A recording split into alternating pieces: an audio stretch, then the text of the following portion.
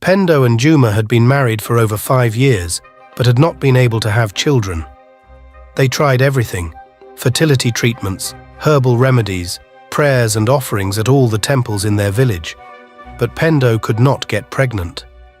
The couple were heartbroken, but did not lose hope. After another year of disappointment, Pendo finally became pregnant. The entire village rejoiced for the couple who had wanted a baby for so long. Pendo's pregnancy was a rough and uneventful journey. When the big day came, Juma rushed her to the hospital. Hours later, Pendo gave birth to a beautiful, healthy baby girl they named Sia. But when the nurse brought Sia over to meet her parents, Pendo let out a shriek.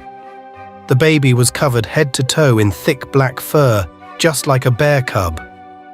The doctors had no explanation for this, but assured the stunned parents the fur was harmless. Though shaken, Pendo and Juma were just grateful to have a child. Before the couple even stepped foot out of the hospital, the villagers were already engaged in whispered conversations under their breath. "How could a woman give birth after only 7 months of pregnancy?" murmured the villagers, prompting a growing concern for Pendo. She felt the weight of the market women's suspicious stares each time she ventured out to gather fresh vegetables for dinner. This scrutiny had left the young mother devoid of friends in the village. Her husband remained her closest confidant, her sole source of solace. As the couple descended from the rickshaw that delivered them from the hospital, neighbors flung open their windows, onlookers emerged from behind their doors, and others swiftly rushed to clear their homes, all eager to catch a glimpse of the couple with their newborn baby entering their dwelling. Meanwhile, the women from the adjacent households convened at the market center while shopping for groceries, engaging in spirited discussions about Pendo and Juma. "How can a premature baby survive past the first week?" Juma held back, silently seething as he observed the women's gossip, yet managed to maintain his composure. He eventually relayed to his wife the unsettling rumors surrounding Sia's birth and the ominous talk of the child's potential frailty. Pendo's elation turned to sorrow in an instant. She had endured mockery since her first year of marriage, having chosen not to conceive. The apprehensive mother contemplated the future, envisioning the women's response upon learning of her child's unusual condition. The looming spectre of potential mistreatment haunted her, leading her to ponder the potential torment awaiting her daughter.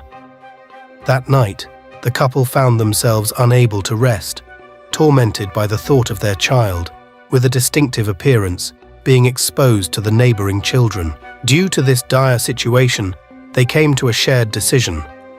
They would conceal Sia within the walls of their home, simulating her demise until a solution could be found for her condition. A week following the incident, the couple procured a small coffin and excavated a resting place in their backyard. Feigning sorrow and coaxing the neighbors into believing their child had truly passed away, they established a modest resting place adjacent to their garden, engraving their daughter's name upon it, evoking the empathy of those who passed by, mourning the loss of their long-awaited child. Rumors of the sudden loss of the couple's child spread widely throughout the village, though they gradually subsided in the ensuing days. The couple resumed their customary routines, except for Pendo, who heeded Juma's advice to remain at home and tend to the concealed child within the walls. They fashioned a living space within the walls, caring for their infant from that hidden alcove. Their attempts to trim the child's hair resulted in rapid growth, doubling its length within a matter of seconds. This was the norm in the house. They received no visitors and made no friends within their surroundings for fear of an intruder finding out their secret. They seemingly lied to Sia that the world outside was nothing but a jungle full of very wild animals. At around the game of 14, Sia heard some noise from outside. She had heard some teenagers talking about puberty and the fun of gradually emerging into adulthood. Intrigued by this, she leapt out of the walls for the first time. Inside their hall was very fine and beautiful ornaments decorating the room and giving it a spark of African wealth. By this time, none of her parents were home. She was of age, and they were now comfortable leaving her alone at home. As she emerged from the room to the outside, the brightness of the sun nearly left her blinded, but she adjusted to it within some few minutes. The birds chipped and the goats bleated. She saw a group of children playing in the sand and a pack of teenagers talking about life. However, she looked different. Her appearance was monstrous as compared to the other girls. Despite this, she decided to make friends by joining the children. They shrieked and alerted the nearby teens, who started throwing stones and objects at Sia. Her image was frightening. Before long, the muscular men in the village had caught hold of the young girl and were treating her like a beast. Except they didn't really see her as a human. She was covered with thick hair from head to toe, making her appearance indistinguishable with that of a bear. Sensing fear, the young lady fled, running in circles because she didn't even know the way to her home. It was her first time coming out. With this, she fled to the forest. When Pendo and Juma came back from work, Thew heard the villagers talking about the strange beast that nearly took the lives of their children. For the first time, they talked to the neighbors. It was during the conversation that they realized the beast-like creature might actually be their daughter.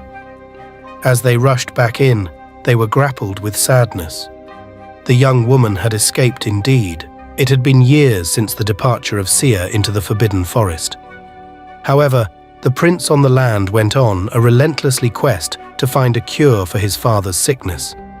His quest was to find an orange tree whose fruits contained milk instead of citrus.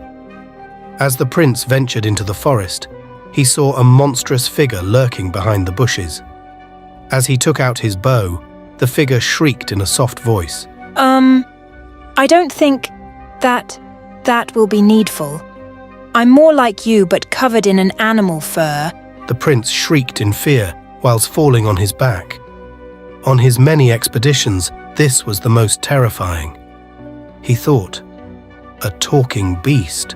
As the beast drew closer, he recognized she wasn't a beast at all. She laid somewhere between a man and an animal.